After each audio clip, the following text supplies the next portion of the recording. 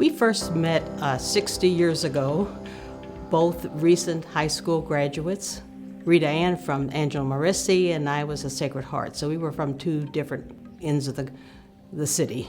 But we both had decided, felt called to be Ursuline sisters, and so we met on our first day in the convent. And have, of course, known each other and then lived together and lived apart for 60 years. When I think of Sister Rita Ann, I think most recently of her work with deaf ministry. We met in Chicago at Barrett College in 1976. What brought us together was our interest in pastoral ministry with the deaf community.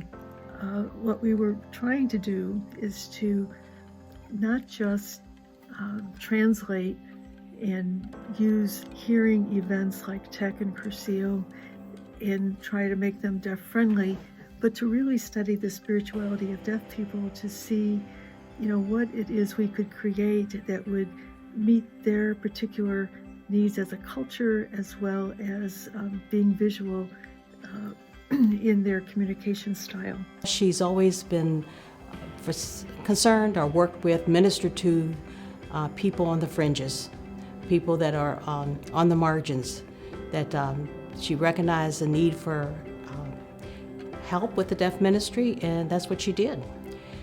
She worked with them in religious education, with being an interpreter for medical and social needs, pastoral care,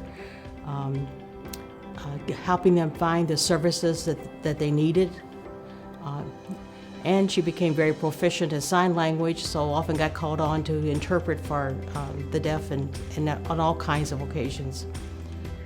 She went to school at Gallaudet University and earned her master's in deaf education. And she also earned the license as a skilled interpreter in sign language for the deaf community.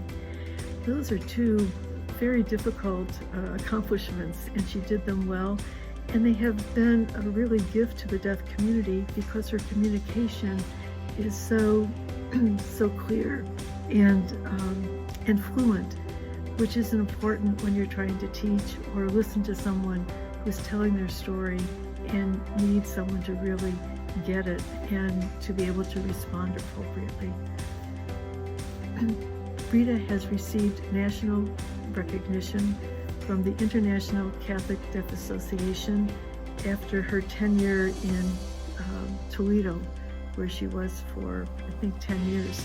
Sometimes it's hard to explain that call to religious life to the Ursuline sisters that we share, and continue to share for over 60 years now.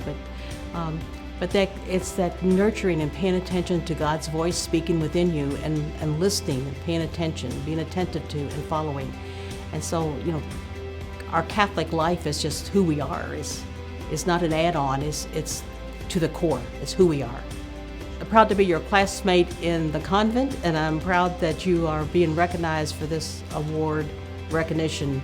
I can't do anything but believe you deserve it.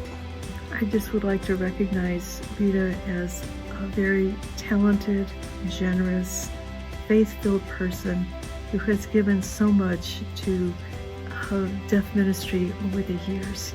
And I congratulate you tonight on such a fine job, and thanks for being a great friend.